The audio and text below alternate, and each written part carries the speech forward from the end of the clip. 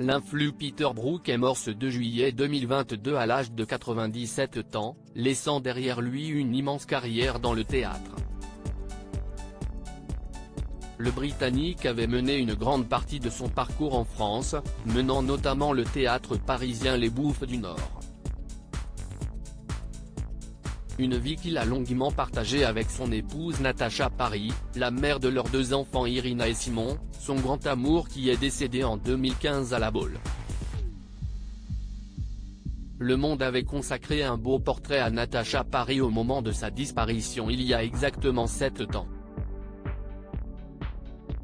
Un article qui permettait de voir la fructueuse collaboration des 2 artistes. La comédienne née à Londres avait ainsi souvent tourné sous la direction de son mari Peter Brook.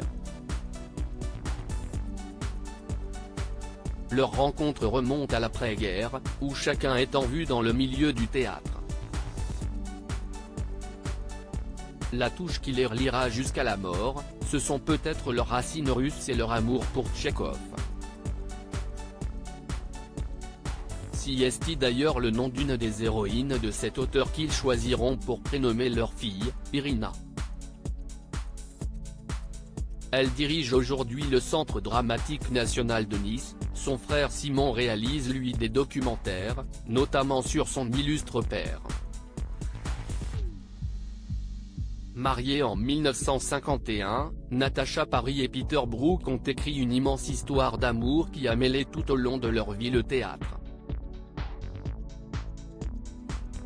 On la verra dans Le Roi Lear en 1953 face à Orson Welles sous la direction de son mari, ou bien en 2003 avec Michel Piccoli dans Ta main dans la mienne que son époux dirige aussi. L'amour de la France est aussi un élément qui les unit.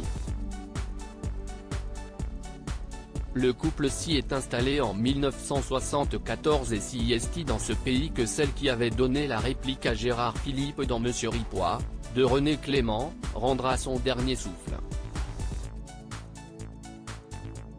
Elle était à La Baule quand elle a fait une hémorragie cérébrale. Peter Brook avait quitté la direction des Bouffes du Nord en 2010. Ébranlé par la disparition de son grand amour en 2015, il avait alors déclaré, selon l'AFP, on tente de négocier avec le destin en lui disant, ramenez-la juste pour 30 secondes.